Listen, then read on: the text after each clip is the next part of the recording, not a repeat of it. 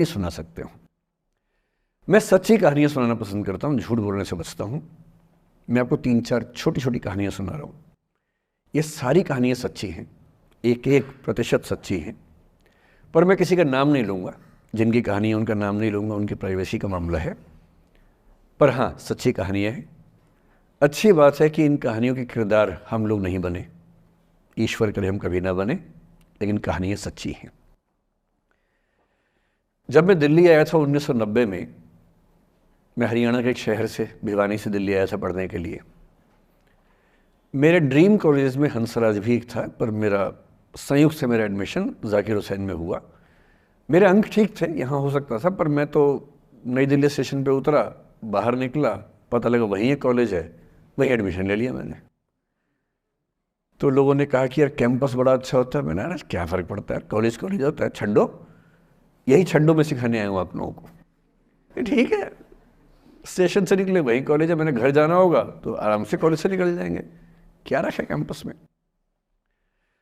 पर मेरा एक दोस्त जो मेरे साथ ही आया था उसी शहर से, उसने एडमिशन हंसराज कॉलेज में लिया। मैं और वो स्कूल के डिबेटर्स थे, डिबेटिंग में हम लोग स्कूल टाइम से काफ़ी एक्टिव थे।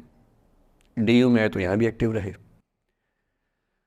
डीयू में मैंने करीब 5 साल डिबेटिंग की और मेरा ख्याल है कि लगभग 300-400 डिबेट्स मैंने जीती होंगी डीयू में, कुछ हारी भी होंगी, लेकिन मैंने खूब डिबेट, वो मेरा दरअसल दाना पानी था, रोजी रोटी मेरी वही थी कॉलेज के दिनों में। घर से पैसे मैं लेता नहीं था, मिलते भी नहीं थे, लेना क्या था, मतलब ऐसी स्थिति भी नहीं थी उस समय मेरे घर में कि मिल सके। तो डिबेटिंग मेरा रोजगार था, एम्प्लॉयमेंट था मेरा, उससे काम चल जाता था आराम से। उसका भी चल जाता था, वो हंसराज से था, मैं जाकिर हुसैन से था। हम खूब डिबेट्स में मिलते थे। अक्सर ट्रॉफी या तो हम जीतते थे या वो जीतता था, कोई भी जीते रूम पे ही आती थी क्योंकि हम रूममेट्स थे, एक साथ ही रहते थे। वो मुझसे योग्यताओं के मामले में 21 था, बल्कि अगर वो 21 था तो मैं 15 ही रहा हूँगा या 12 रहा हूँगा, 22 या 21 तो नहीं रहा हूँगा, मुझसे बेहतर था योग्यताओं में, बड़ा अच्छा व्यक्ति था। ग्रेजुएशन के बाद मैंने एमए हिंदी साहित्य में एडमिशन लिया, जबकि बीए ऑनर्स हिस्ट्री में किया था मैंने। उसने तय किया कि वो कुछ और करेगा, प्रोफेशनल कोर्स करेगा, नौकरी करेगा, तो वो चला गया दिल्ली से। मैं दिल्ली में रहा। फिर मैं एमए के बाद तैयारी करने लगा यूपीएससी की। तब तक मैं यूजीसी जेआरएफ कर चुका था। पहला अटैम्प्ट दिया, प्रीलिम्स हो गया। मेंस मेरा 96 के मेंस की बात कर रहा हूँ, मेंस शुरू होने वाला था, 2 दिन रह गए थे। करीब 10 दिन पहले वो मेरे पास आया हुआ था दिल्ली में, मिलजुल के अच्छे से बात करके गया था। उन दिनों उसका एक प्रेम संबंध कहीं हमारी ही एक मित्र के साथ चल रहा था। हम सब दोस्त थे, तो उनमें से 2 लोगों का आपस में का अफेयर था। मुझे नहीं पता क्या हुआ, लेकिन मेरे मेन एग्ज़ाम से 2 दिन पहले रात को 12 बजे एक फ़ोन आया और ये बताया गया कि मेरे दोस्त ने फंदा लगा के अपनी जीवन लीला समाप्त कर ली है। वो दिल्ली से दूर था कहीं, और जिस व्यक्ति के बारे में मेरी राय ये थी कि उतना जीवट वाला व्यक्ति कोई हो नहीं सकता, जो ज़िंदगी से हार सकता ही नहीं, जिसके होने से कई लोग हमेशा जीता हुआ महसूस करते हैं, वो चुपचाप एक बंद कमरे में ज़िंदगी से हार गया। मैं आज तक नहीं समझ पाया कि ऐसा कैसे हुआ। बाद में टटोला, उसके पेरेंट्स से बात हुई, भाई से बात हुई, उन्होंने उसकी याद में एक सोशल वर्क शुरू किया ताकि किसी और बच्चे को ऐसा ना करना पड़े। तो जो हल्का हल्का अनुमान हुआ वो है कि शायद कुछ ऐसा था रिलेशनशिप में जो नहीं संभल पाया था, और रिश्ता टूट ना जाए इसका दबाव बहुत ज़्यादा था, और वो दबाव झेल नहीं पाया। इस उम्र में ऐसा फेज़ आता है, कई बार आता है। ये एक कहानी है, हंसराज कॉलेज से ही जुड़ी है, इसलिए मैंने सोचा कि वहीं से बात शुरू करूँ। नाम जैसा कि मैंने कहा मैं नहीं बताऊंगा, तो नाम बताने का मतलब भी नहीं। और वो जिसकी मैं कहानी सुना रहा हूँ, आप लोगों के जन्म से पहले की बात है। आप तो सब 21वीं सदी वाले बच्चे होंगे ना, जेन ज़ी होंगे आप सब लोग, तो ये तो बहुत पुरानी बात है। एक दूसरी कहानी सुनाता हूँ। मैं आपको 2-3 कहानियाँ सुनाऊंगा, फिर उन सबका सार निकाल लेंगे एक साथ हम लोग। दूसरी कहानी ये है कि जब मेरा सिलेक्शन हो गया 97 में, मतलब 96 अटैम्प्ट में पहली बार में मेरा सिलेक्शन हो गया था, मैं एक्सटेंशन लेके तैयारी कर रहा था और डीयू में मैं पढ़ा भी रहा था उस समय। तब मैं शायद डीएवी कॉलेज में था या अग्रसेन को, मैं 2 जगह पढ़ा है डीयू में, तो उनमें से किसी कॉलेज में पढ़ा रहा था उस समय में। तो उस समय एक लाइब्रेरी है कैंपस में ही, सेंट्रल रेफरेंस लाइब्रेरी, आप जानते होंगे, CRL बोलते हैं, जो विवेकानंद जी की स्टैचू है उसके सामने ही वो लाइब्रेरी है। उस लाइब्रेरी में नीचे सब बैठ के पढ़ते हैं और टॉप फ्लोर पे रिसर्च फ्लोर है जहाँ MPhil PhD वाले बच्चे पढ़ते हैं। मैं उस समय शायद PhD कर रहा था या MPhil खत्म हुई थी, वहीं बैठता था, पढ़ता था रोज़। कई दोस्त पढ़ते थे हम लोग वहाँ। हम सुबह 8 बजे लाइब्रेरी खुलते ही वहाँ घुसते थे, रात को 1 बजे निकलते थे लाइब्रेरी बंद होने के समय। तो वहाँ एक छत थी, छत पे छोटी सी कैंटीन थी जहाँ हम लोग जब जब बोर होते थे दिन में 3-4 बार जाके चाय पीते थे। चाय पी ली, बिस्किट खा लिया, थोड़ी गप्पे मार ली, वो सब वहाँ करते थे। तो वहाँ मेरे बहुत सारे दोस्त थे, उनमें से कई लोग अब बहुत सीनियर सिविल सर्वेंट्स हैं, कुछ लोग प्रोफेसर्स हैं DU में। 2 बच्चे थे मुझसे जूनियर, 3-4 साल जूनियर थे, बड़े प्यारे बच्चे थे। मुझे उस समय तक पढ़ाई लिखाई का शौक अच्छा खासा हो गया था, तो वो रोज़ मेरे साथ बैठते थे केवल बात करने के लिए। किसी मुद्दे पर बहस करनी है तो बहस होती थी, समझते थे। फिर मुझे पता लगा कि वो दोनों रिलेशनशिप में हैं, रिश्ते में हैं, दोनों ने शादी भी कर ली। उनकी योजना DU में पढ़ाने की थी या सिविल सर्विस की भी थी, शायद, पता नहीं। मेरा इंटरेक्शन बहुत ज़्यादा उसके बाद रहा नहीं उनसे, क्योंकि मैं सर्विस में चला गया था। इतने जिज्ञासु बच्चे थे दोनों, इतने जिज्ञासु कि उनसे मिलकर तबीयत खुश हो जाती थी, कि हर चीज़ जानने का मन करता था उनका, हर विषय पढ़ने का मन करता था। एकदम जीवन से भरे हुए बच्चे, आंखों में चमक ऐसे। फिर दोनों की शादी हुई तो मैं शादी में जा नहीं पाया, क्योंकि मेरा रिश्ता सिर्फ लाइब्रेरी में 1 घंटा गप मारने वाला था, उससे ज़्यादा था नहीं रिश्ता उनके साथ। फिर सुनता रहता था कि मैं सब बढ़िया चल रहे, पढ़ाई कर रहे हैं, तैयारी कर रहे हैं। इंटरकास्ट मैरिज की उन लोगों ने, खूब हंगामा हुआ, दोनों घर में तलवारें खिंच गई, किसी तरह से तलवारें संभाली गई, मैनेज हुआ, दोनों साथ रहने लगे। और फिर 3-4 साल के बाद एक दिन मैंने खबर सुनी कि उस बच्ची ने फंदा लगा के जीवन लीला समाप्त कर ली।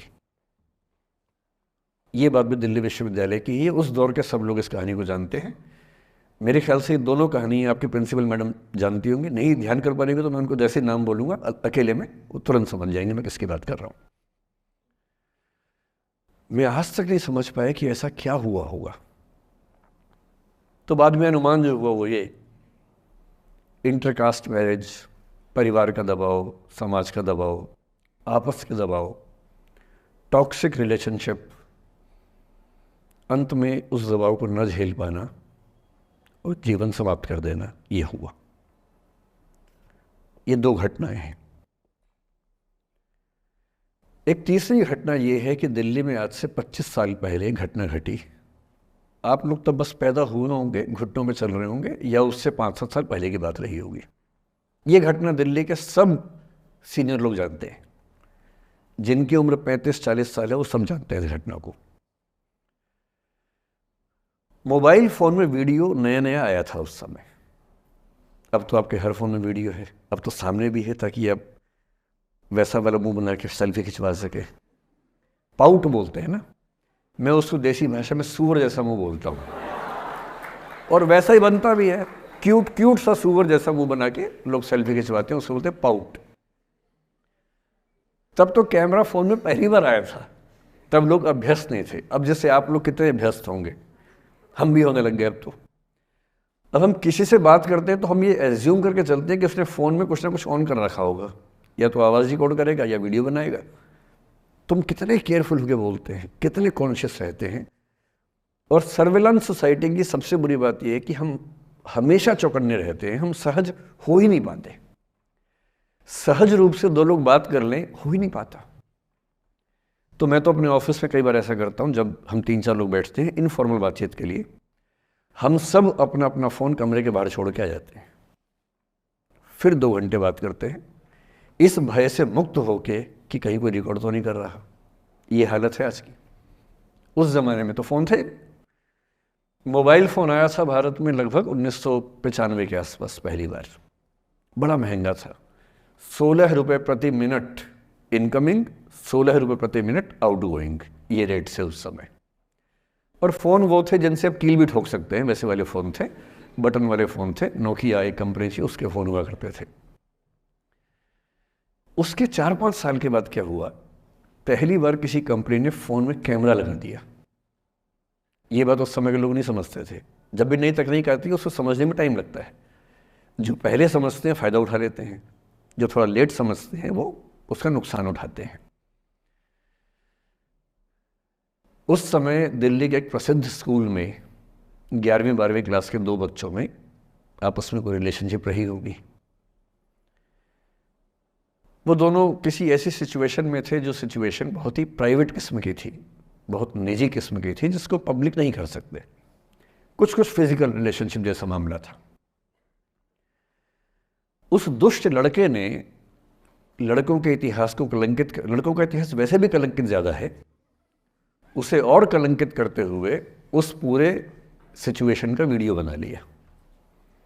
ऐसे मामलों में दुर्भाग्य है, मैं लड़का हूं इसलिए लड़के पवित्र थोड़ा ना हो जाएंगे। लड़का है, इतिहास कलंकित तो है, उसका वीडियो बना लिया और दुष्टता का चरम स्तर निभाते हुए वो वीडियो अपने एक दोस्त को शेयर कर दिया। ये कहे कि किसी और को दिखाना मत। जैसा कि होता है अफवाहों की दुनिया में, हर अफवाह एक व्यक्ति एक को ही बताता है, ये कह के किसी और को मत बताना, और अगला व्यक्ति भी अगले को यही कह के बोलता है किसी और को मत बताना। और इस तरह से पूरे शहर को खबर होती है और सबको लगता है कि सिर्फ मुझे पता है। वो वीडियो फैल गया। नए नए फ़ोन आए थे, पर वो फ़ोन कम लोगों के पास थे, कैमरे वाले फ़ोन। तो फ़ोन से कितना फैलता, ज़्यादा नहीं फैला। लेकिन उस समय दिल्ली की एक कुख्यात मार्केट हुआ करती थी, पालिका बाज़ार, अभी भी है, पर तब वो कुछ और कामों के लिए कुख्यात हुआ करती थी। अब तो कपड़े मिलते हैं, तब कपड़ों के साथ कई चीज़ें और मिलती थी वहाँ। जैसे गंदी फिल्मों की सीडी चाहिए हो तो वहाँ मिलती थी, ग्रे मार्केट में चोरी छिपे। इस वीडियो को सीडी में कन्वर्ट करके लोगों ने वहाँ से खरीदा, लाखों करोड़ों की संख्या में। नए नए टेलीविज़न चैनल प्राइवेट आए थे, और प्राइवेट टीवी चैनल को खबरों की भूख इतनी होती है कि वो खबर के लिए जान दे सकता है और जान ले भी सकता है किसी की। 24 घंटे इस खबर पे, इस चीज़ पर खबरें चल रही थी सारे चैनल्स में कि ये वो लड़का है जिसने ऐसा किया, ये वो लड़की है, ये वो स्कूल है, इस स्कूल की प्रिंसिपल से बात करेंगे, इससे बात करेंगे। वो जो बच्ची थी जिसकी इसमें कोई गलती नहीं थी, सिवाय इसके कि वो किसी एक लड़के से प्रेम करती थी, जो कि उस उम्र में बच्चे कर बैठते हैं। इसके लिए बहुत चिल्लपौनी मचानी चाहिए। बच्चों को आप हर बात पे अपराधी नहीं मान सकते। उस बच्चे की गलती सिर्फ इतनी थी कि उसने अपने दोस्त पे भरोसा किया, जो भरोसे के लायक था नहीं। वो नीच किस्म का व्यक्ति था जिसने उस संबंध की गरिमा को समझा नहीं।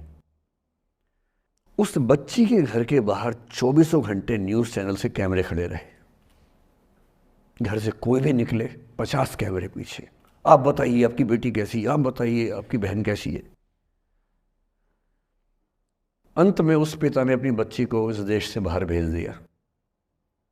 उसके कुछ दिन बाद की जो खबर टीवी चैनल से नहीं दिखाई, उसके पिता ने आत्महत्या कर ली। ये तीसरा इंसिडेंस है। ये सारी खबरें सच्ची बता रहा हूं मैं, इनमें से एक भी झूठ नहीं है। झूठी कहानियों से मोटिवेशन दिया जा सकता है, मैं जानता हूं, पर जब सच्ची कहानियां हैं तो मैं झूठ क्यों बोलूं? सारी सच्ची कहानियां बता रहा हूं मैं आपको। एक चौथी कहानी जो आप में से कई लोगों की होगी। मेरा एक स्टूडेंट है, सिविल सर्वेंट है, सीनियर लेवल पे है, करीब 40 साल का है। उसने आज तक शादी नहीं की। क्या उसकी शादी करने की इच्छा नहीं थी? पूरी इच्छा थी। फिर क्यों शादी नहीं की? भाई कुछ लोग तो होते हैं कि शादी करनी ही नहीं, कोई मिशन है। योगी जी हैं, मोदी जी है, ठीक है, उनका तो मिशन है। ममता जी है, उनका मिशन है। पर जिसका जीवन में ऐसा कोई मिशन नहीं है और जिसको प्रेम करने का मन भी करता हो, वो तो शादी करता है आमतौर पे। उसने शादी क्यों नहीं की जानते हैं? जब वो 25-26 की उम्र में था, जब वो मेरा विद्यार्थी भी था, एक दिन मेरे पास आके बोला कि सर एक बात करना चाहता हूँ। मुझसे मेरे स्टूडेंट्स ऐसी बातें खूब करते हैं पर्सनली आके, अब तो मैं टाइम कम दे पाता हूँ, पहले तो ये सब होता रहता था क्लास के अलावा। एकदम रोता हुआ आया, आंखों में आंसू भरे हुए बहुत सारे। अरे क्या हो गया भाई? तो फिर उसने किसी का नाम बताया कि सर वो ही मेरी स्टूडेंट थी, कि सर उसके साथ रिलेशनशिप थी, उसने धोखा दिया है मुझे। अच्छा, धोखा देने वाली कहानियाँ मुझे बहुत अपील नहीं करती। मेरा मानना है कि दोनों पक्षों की गलतियाँ होती हैं। आप केवल अपने पर्सपेक्टिव से सोच सोच के धोखा करते रहते हैं, ऐसा थोड़ा ना होता है भाई। कुछ तो मजबूरियाँ रही होंगी, कोई यूं ही बेवफा नहीं होता, कुछ तो वजह होगी ना। आप थोड़ा उसकी वजह, उसका भी तो, उसकी कहानी भी तो सुनिए। और मैं जब जब दोनों कहानियाँ सुनता हूँ मुझे लगता है कि मामला ग्रे है। आप किसी एक पे उंगली उठा ही नहीं सकते कि इसने ऐसा किया। दोनों की गलतियाँ होती हैं, ऐसा थोड़ा ना कि एक की होती है। बहरहाल इन भाई साहब को ऐसा लगा कि धोखा हो गया उनके साथ, तो मैंने कहा चलो कोई बात नहीं यार, हो गया तो हो गया, तू नहीं कोई और सही, ऐसा क्या है। इतनी बड़ी दुनिया है, 8 अरब की आबादी अब है, उस समय भी 6-7 अरब तो थी। मैंने कहा 3.5 अरब 350 करोड़ में कोई तो होगी तुम्हारे लिए, ऐसा क्या है, कोई और देखेंगे। पर वो थोड़ा ज़्यादा सेंटिमेंटल था उस समय। धीरे धीरे पता नहीं उसके मन में क्या बैठ गया, उसके मन में ये बैठा कि दुनिया की सारी लड़कियां धोखेबाज होती हैं। ऐसे मूर्खों की कमी नहीं है दुनिया में, ऐसे बहुत मूर्ख हैं। दर्शन की दुनिया में इसे अवैध सामान्यीकरण कहते हैं, इलिसिट जनरलाइजेशन। इसका मतलब बहुत छोटे सैंपल के बेस पे ये समझ लेना कि ये थियरी पूरे ब्रह्मांड पर लागू होती है। एक लड़की ने धोखा दिया, मान लीजिए धोखा दिया, धोखा इसने दिया कि उसने दिया कि किसी ने दिया, जो भी कहानी हो, एक सैंपल से ये मान लेना कि सब ऐसे होते हैं। और उसके बाद से उसने कम से कम 10 बार कोशिश की, 10 लोगों से मिला, बातचीत की शादी के लिए। डेटिंग तो क्या करेगा 40 की उम्र में, लेकिन हाँ बातचीत करके देखा कि शायद रुचियाँ मिल जाएं, स्वभाव मिल जाए तो शादी के बारे में सोचें। हर बार 3-4-5 मीटिंग के बाद वापस हट जाता है। अब तो मैंने पूछना बंद कर दिया है। जब तक मैं पूछता था, बोलता था कि सर 3-4 मीटिंग के बाद लगता है कि ये भी वैसी ही है। मैंने कहा भूल जाओ भाई, उससे भूल जाओ, बात खत्म हो गई। उसके बच्चे घूम रहे हैं आजकल स्कूल में, अब तुम कम से कम शादी तो कर लो। वो भाई साहब आज तक अकेले हैं, और अब तो बाज़ार में मूल्य भी कम हो गया उनका, अब विकल्प भी ज़्यादा नहीं मिलते हैं। अब जो विकल्प मिल रहे हैं वहाँ उसकी रुचि और कम हो गई है। तो पूरी संभावना है कि वो जीवन अकेले ही गुजरेगा अब उसका। एक अंतिम एग्जाम्पल देके फिर मैं निष्कर्ष की तरफ बढ़ूँगा। मैं एक आईएएस ऑफिसर को जानता हूँ, 2 आईपीएस को जानता हूँ, बहुत योग्य लोग, देश के सबसे अच्छे संस्थाओं से पढ़े हुए लोग, प्रॉपर आईएएस प्रॉपर आईपीएस में नौकरी करने वाले लोग, और इन तीनों ने अपना जीवन समाप्त कर लिया नौकरी में रहते हुए। क्यों? क्योंकि नौकरी और घरेलू जो दुविधाएं थी उनको झेल नहीं पा रहे थे, ना झेल पा रहे थे, ना भूल पा रहे थे, लेट गो नहीं कर पाए तो गिव अप कर दिया। और इसलिए मुझे अक्सर लगता है कि जितनी चीज़ें हम सिखाते हैं बच्चों को, हिस्ट्री, इकोनॉमिक्स, लिटरेचर, वो सब ठीक है, उनका भी महत्व है। शायद उससे ज़्यादा महत्व इस चीज़ का है कि ये समझें कि अपने इमोशंस को कैसे मैनेज करना है। जब जीवन में ऐसा लगे कि सब खत्म हो गया है, जब जीवन में लगे कि बहुत टॉक्सिक किस्म की लाइफ हो गई है, उससे बाहर कैसे निकलें, शायद ये सबसे महत्वपूर्ण लेसन होता है जो हम सबको सीखना चाहिए। मैंने कहीं से सीखा नहीं है, ना मैंने ऐसी किताबें पढ़ी हैं, हालांकि मैंने 2 किताबें मंगवाई हैं पिछले हफ्ते, पढ़ी नहीं है अभी तक, तो मैं किताबों के बेस पे नहीं जानता कैसे सीखते हैं, लेकिन ज़िंदगी से तुम सीख सकते हैं। इन कहानियों का सबका एक ही सार है, वजह अलग अलग है। एक व्यक्ति ने इसलिए अपना जीवन समाप्त किया कि वो रिश्ता उसके हाथ से छूट रहा था, एक ने इसलिए जीवन समाप्त किया कि रिश्ता बन गया था पर समाज के दबाव, घर के दबाव मैनेज नहीं कर पाए। एक ने ज़िंदगी भर शादी नहीं की सिर्फ इसलिए कि वो पुरानी यादों को भूल नहीं पाया। अरे एक बार गलती हो गई तो हो गई, आगे तो संभावना जीवन में है भाई, क्यों इतना हावी रखना उसी से दिमाग के ऊपर। कुछ लोग देश की सबसे अच्छी नौकरी में होकर हर पैमाने पर सफलता की हर कसौटी पर खरा उतरने के बाद जीवन नहीं बचा पाए, क्योंकि दूसरों की नज़र में आप बहुत सफल हो जाए, अपनी नज़र में शून्य हो, तो फिर जीवन कैसे बने, जीवन कैसे बचे। इन सारी कहानियों का मूल भाव एक ही है, अगर आप खुद को हैंडल नहीं कर सकते तो दुनिया को क्या हैंडल करेंगे। दुनिया को हैंडल करने से पहले खुद को हैंडल करना सीखना पड़ता है, और उसका सबसे आसान जो रामबाण उपाय है उसको बोलते हैं द आर्ट ऑफ लेटिंग गो, जाने दो। वो अफसाना जिसे अंजाम तक लाना न हो मुमकिन, उसे एक खूबसूरत मोड़ देकर छोड़ना अच्छा। साहिर ने लिखा, प्रेम की दुनिया के बारे में साहिर से अच्छा कौन लिखेगा। तारुफ समझते, तारुफ मतलब परिचय, इंट्रोडक्शन। कहते तारुफ रोग बन जाए तो उसको भूलना बेहतर। अरे परिचय हुआ किसी से, आपकी भाषा में इंट्रो हुआ, यही बोलते हो ना आप लोग, इंट्रो हो गया, इंट्रो हुआ, दोस्ती हुई, बाद में लगा रहे यार ये तो ऊट पटांग आदमी है या ऊट पटांग लड़की है, छोड़ो फिर, ऐसा क्या लोड लेना है। तारुफ रोग बन जाए तो उसको भूलना बेहतर, ताल्लुक बोझ बन जाए तो उसको तोड़ना अच्छा। वो अफसाना जिसे अंजाम तक लाना न हो मुमकिन, उसे एक खूबसूरत मोड़ देकर छोड़ना अच्छा। बस करना यह है कि खूबसूरत मोड़ देकर छोड़ना है, हाथ में तेजाब की बोतल लेके नहीं। और आज की पीढ़ी का ये समझना बहुत ज़रूरी है कि छोड़ना भी अच्छे तरीके से हो सकता है। तो मैं उस बात पर हूँ, उससे पहले थोड़ा संक्षेप में समझा दूँ। मुझसे कुछ बच्चों ने पूछा इस बीच में कि जितना आसानी से आप बोल रहे हैं, क्या सच में इतना आसान होता है? कैसे छोड़ें उन चीज़ों को जो मन पर हावी हैं, उन इमोशंस के टर्मोइल को, उन इमोशंस की इंटेंसिटी को कैसे मैनेज करें? क्या सच में इतना आसान होता है? आसान तो नहीं होता है। मेरी उम्र में आसान है, आपकी उम्र में आसान नहीं होता है। मेरी उम्र में क्यों आसान है? क्योंकि ये सारा खेल हार्मोन्स का है, ये सारा खेल केमिस्ट्री का है।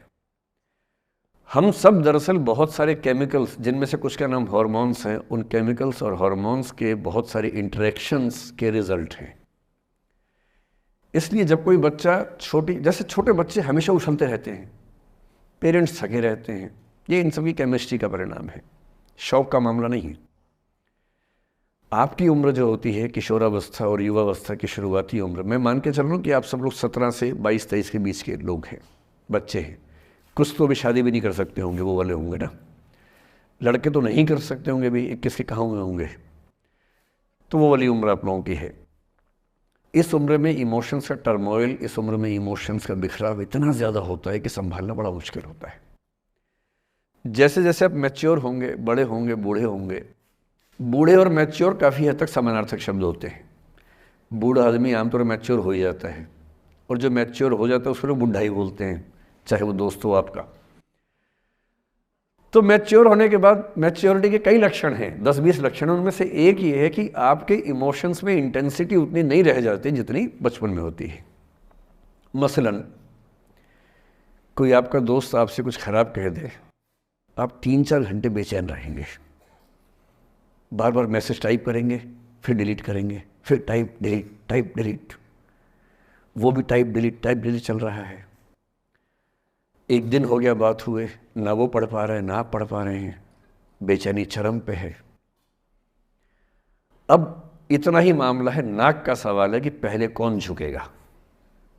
सारे संबंधों में स्तर इसी बात से तय होता है कि पहले कौन झुकेगा, और जो एक आध बार झुक गया वो जिंदगी भर झुकता है उसके बाद।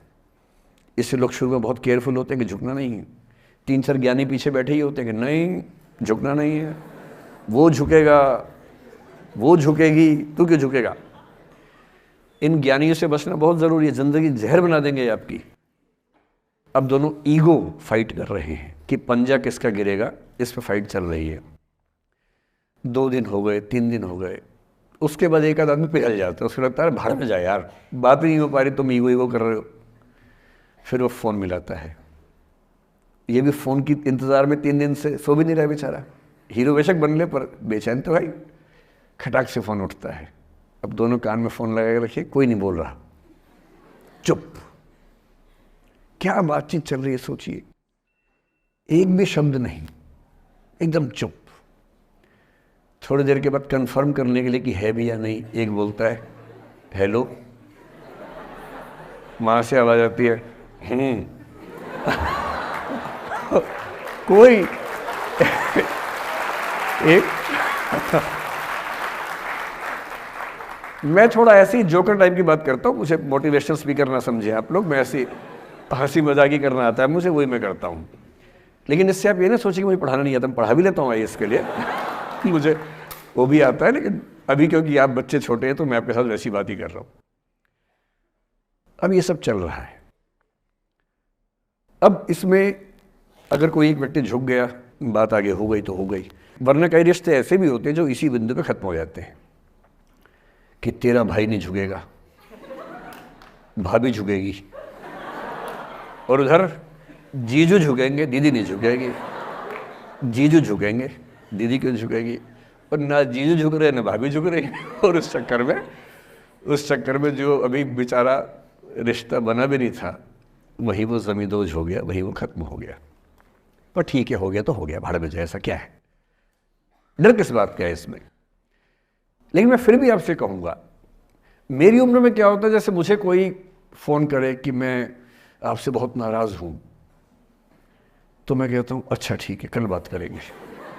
नहीं, मैं आपसे बहुत नाराज़ हूँ, मेरा दिल टूट गया है। मैं कहता हूँ देखो मुझे नींद आ रही है अभी, let me sleep, we will talk tomorrow, you just do one thing, write down all the points and we will discuss in the morning, when I come to office you come to my cabin and we will discuss, don't worry, I will find out the solution for you. कह रहे हैं आप कैसी बात कर रहे हैं, मैं ना सो पा रहा हूँ ना मैं जाग पा रहा हूँ। तो मैंने कहा दैट इज योर प्रॉब्लम मैं तो सो भी रहा हूँ जाके, ये तो कोई दिक्कत नहीं हुई भाई। तो मैं तो ऐसा हो चुका हूँ कि दुनिया में कुछ भी हो जाए मुझे टाइम पे नींद आ जाती है, कुछ भी हो जाए। मतलब एक आध, अब जैसे मेरी माता जी की मृत्यु हुई तो मुझे नींद नहीं आई कुछ दिनों तक, ठीक बात है, नहीं आनी चाहिए उस समय, तब भी आ गई तो फिर इंसान और पत्थर में क्या अंतर बचा, सीधी सी बात है। But keeping aside those rare instances, कोई कुछ भी कर ले हमें तो बढ़िया नींद आती है। और मैं ये कहना चाह रहा हूं, मैंने ये सीखा है अपने पिताजी से, और सीख सकते हैं इसको, ये केवल तुक्के की बात नहीं है, सीख सकते हैं। मेरे जो पेरेंट्स हैं, पिताजी और माँ, वो एक अनूठा कॉम्बिनेशन है। अच्छा, किसी शादीशुदा जोड़े से अकेले में बात करके देखिए, जब वो कंफर्टेबल हो आपके साथ, आप उनको बोलिए कि मुझ में और मेरी पत्नी में, या मुझ में और मेरे पति में ज़्यादा चीज़ें मैच नहीं होती हैं। सीरियस होकर बोलना, मजाक के मूड में नहीं, सीरियस मुंह बना के बोलिए, थोड़ा भरोसे में लेके। दुनिया का हर जोड़ा आपसे बोलेगा आप में तो फिर भी कुछ मैच होता है, हम में तो कुछ मैच नहीं होता, एक भी मैच, सारे जोड़े ऐसे ही चल रहे हैं। सबको लगता है कि उसका घर बढ़िया चल रहा है, मेरा ही ठीक नहीं चल रहा, क्योंकि उसका घर आपने फेसबुक पे देखा है, अच्छी अच्छी फोटो देखी हैं, 24 घंटे में से जो 2 अच्छे मिनट आए थे उसमें ली गई 25 फोटो में से बेस्ट फोटो फेसबुक पे आई थी, और अपने घर में आप बाकी 24 घंटे में से 2 मिनट छोड़ के बाकी देख रहे हैं। तो दूसरे का घर हमेशा अच्छा लगता है कि यार लाइफ हो तो उनके जैसी हो। तो हमारे माता पिता भी स्वभाव उनका भी थोड़ा अलग रहा, सबका है, हमारा भी है। तो मेरे पिताजी हैं मस्त मौला आदमी, जैसे कबीरदास एकदम फक्कड़ मस्त मौला आदमी, भाड़ में जाए दुनिया उस मूड में रहते हैं, नुकसान हो जाए भाड़ में जाए। गीता का सार उन्होंने अपने मन में बिठा लिया है। उनका बड़े से बड़ा नुकसान हो जाता है तो क्या बोलते हैं, हमारा क्या था जो लाए थे, जो लिया यहीं से लिया, जो दिया यहीं दिया, साथ लेके क्या जाना है, बात खत्म। कोई टेंशन ही नहीं उनको। और बाकी सब लोग टेंशन में कि अब क्या करें, ये हो गया, वो हो गया, कैसे मैनेज करें। मेरी माँ को तनाव हो जाता था, और जब पिताजी ऐसे हो तो माँ को तनाव होगा, सीधी सी बात है। अगर माँ वैसी होती पिताजी तनाव में रहते हैं, तो सामान्य बात है। जब घर में एक व्यक्ति मस्त मौला हो तो बाकी लोग तनाव तो फिर बांटेंगे ना आपस में। वो बड़ा तनाव में रहती थी। उनको घर की चिंता, बच्चों की चिंता बहुत सताती थी। पिताजी भी चिंतित थे बच्चों को लेकर, जैसे कोई पिता होता है, पर उनकी नेचर थी कि ठीक है, देख लेंगे जो होगा, अरे देख लेंगे, अरे भाड़ में जाओ। उस मूड में रहते हैं, आज भी रहते हैं। मेरी माँ 73 की उम्र से कुछ महीने पहले चल बसी, उनका जीवन समाप्त हुआ। मतलब मुझे नहीं पता कि जीवन क्यों समाप्त होता है, क्योंकि बड़े बूढ़े कहते हैं कि हर व्यक्ति की सांस का इतिहास है, सांसें लिखी हुई हैं ईश्वर ने, उतनी सांसें मिलेगी। मुझे बहुत भरोसा इस बात में है नहीं, क्योंकि भगवान ऐसा क्यों करेगा कि जापान में सांसें ज़्यादा लिखेगा और अफ्रीका में कम लिखेगा? भगवान ऐसा क्यों करेगा? और अगर सांसें पहले से लिखी हुई हैं तो हमारी जीवन प्रत्याशा क्यों बढ़ती जा रही है? अगर सांसें पहले से फिक्स हैं तो आज़ादी के समय से लेकर आज के 70 साल में जीवन प्रत्याशा लगभग 2.5-3 गुना बढ़ गई। और हम ये भी कहते हैं कि लोग खराब हैं। अगर लोग बुरे हैं तो जीवन छोटा होना चाहिए कर्मों के हिसाब से। लोग खराब हैं और जीवन बड़ा होता जा रहा है। तो मुझे उन मान्यताओं में बहुत भरोसा है नहीं कि सांसें लिखी हुई हैं। अगर सांसें लिखी होती तो मनुष्य की औसत आयु 25 साल से ऊपर नहीं होनी चाहिए थी, 25-30 मैक्सिमम। और हम 70-80 साल धूमधाम से जी रहे हैं, जिसका मतलब है कि यह भगवान से ज़्यादा इंसान ने लिखा है, मेडिकल साइंस ने लिखा है, वैज्ञानिकों ने लिखा है। और मैं ऐसा व्यक्ति हूँ, मैं बहुत धार्मिक व्यक्ति हूँ नहीं, और मैं इसको छिपाता भी नहीं हूँ। मैं बहुत छिप छिप के बहुत जी लिया। अब मैंने ठान लिया कि मैं जैसा हूँ वैसा रहूँगा। ना मुझे किसी पार्टी से मतलब है, ना किसी विचारधारा से मतलब है। मैं विचार वाला आदमी हूँ, धारा वाला नहीं हूँ। जिसको धारा में बहना है बहे। हम तो अकेले चलेंगे, विचार के साथ चलेंगे। जो ठीक लगता है वो बोलेंगे और वैसे ही रहेंगे। हाँ, गलत बोलने से बचता हूँ, किसी के बारे में गलत बोलना मुझे अच्छा नहीं लगता है, लेकिन जो सही लगता है वो तो बोलूँगा ना भाई। मेरे पिताजी 81 साल के हैं, अभी 81 साल के हुए कुछ दिन पहले, और एकदम मस्त मौला आदमी है, मुझसे ज़्यादा युवा हैं। मैं 50 साल का बूढ़ा हूँ, वो 81 साल के युवा हैं। उनके चेहरे की चमक, मतलब कई ट्यूबलाइट फेल है उनके सामने, ऐसी चमक चेहरे पर रहती है। क्यों रहती है? उसकी एक वजह यह है कि वो रोज़ सुबह 2-3 घंटे प्राणायाम, योग, ध्यान, बहुत कुछ करते हैं। उनका भोजन इतना संतुलित है, सप्ताह में कम से कम एक बार, कभी कभी महीने में 4 से ज़्यादा 6-7 बार उपवास करते हैं पूरा पूरा। वो सब चीज़ें उनके अभ्यास में हैं, जो मेरे अभ्यास में उतनी नहीं है। मैं भी कोशिश करता हूँ, पर अभी उतना सफल नहीं हो पा रहा हूँ। पर मेरी राय में उनके इस सुंदर जीवन का सबसे बड़ा राज ये क्षमता है कि वो हर चीज़ को लेट गो कर देते हैं। तनाव उनके पास आता है तो फिसल के निकल जाता साइड से, लेते ही नहीं तनाव किसी बात का। कुछ भी हो जाता है तनाव ही नहीं लेते। और मुझे लगता है कि काश ये चीज़ मेरी माँ के स्वभाव में होती, कम से कम 10 साल उनका जीवन और ज़्यादा तो होता। और मैं अपने अनुभव से बता रहा हूँ, बहुत विश्वास से बता रहा हूँ। मैं ना सोने जागने में नियमित व्यक्ति हूँ, ना मैं बहुत कसरत करता हूँ। ठीक हूँ, मतलब बुरा भी नहीं हूँ, ठीक हूँ। मेरी उम्र के अधिकांश लोग बीपी, शुगर, बहुत बीमारियों से ग्रस्त हैं। मैं फिलहाल नहीं हूँ। क्यों नहीं हूँ? मेरे पास इसका उत्तर एक ही है, मैं लोड लेता नहीं किसी बात का, दबाव लेता नहीं, तनाव लेता नहीं। भाई अच्छा हो रहा है तो भी ठीक है। जब मैं सफल, जैसे मैं 3 साल में पिछले काफ़ी सफल हो गया, जितना मुझे नहीं होना चाहिए था, मैं तुक्के से हो गया हूँ सफल। अगर मैं सफल हो गया तो मैं इस बात का लोड भी नहीं ले रहा कि मैं सफल क्यों हो गया। अरे हो गया, तुक्के से तो हो गया। कई लोग हो जाते हैं, हम भी हो गए, ऐसा क्या है। कल को नहीं रहूंगा, मान लीजिए, ऐसा हो सकता है, कल को फेल हो जाऊं कहीं। फेलियर को पचाना पता नहीं कितना मुश्किल होता होगा लोगों के लिए। मैं अपने बारे में जानता हूं, मुझे मुश्किल नहीं होने वाला, क्योंकि मैंने सफलता का लोड लिया ही नहीं अपने ऊपर। विफलता मुझे क्या प्रभावित करेगी? बहुत फर्क नहीं पड़ता है। और मैं दावे से कह रहा हूं कि यदि ये टेम्परामेंट आपका हो, जो मेरे पिताजी से मैंने सीखा है, तो आप जिंदगी में सफल कितने होंगे वो एक अलग पैरामीटर है, पर आपकी ज़िंदगी शानदार होगी। और जितनी ज़िंदगी आपकी है, जितनी सांसें आप कहते हैं कि लिखी हुई हैं, गारंटी से कह रहा हूं कि 10 साल बढ़ जाएंगे। कुछ और लोगों के आप कम कर देंगे अलग बात है, लेकिन अपने 10 साल बढ़ा लेंगे। इसलिए ये सीखना बहुत ज़रूरी है कि कैसे लेट गो करना है ज़िंदगी की चीज़ों को।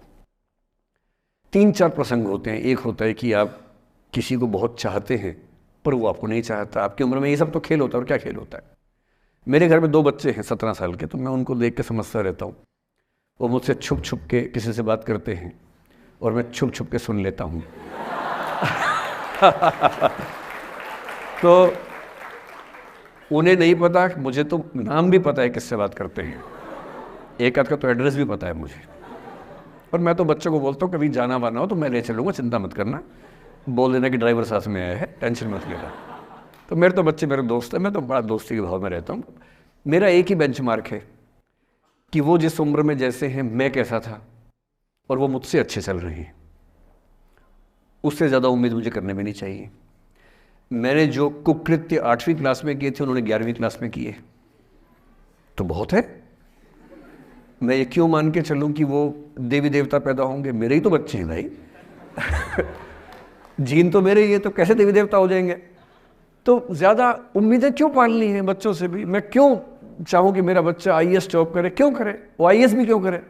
उसका मन करेगा तो करेगा, नहीं करेगा तो भाड़ में जाए। अगर वो कहेगा कि मुझे स्टार्टअप करना, स्टार्टअप कर लो भाई। अगर वो कहेगा मुझे कुछ और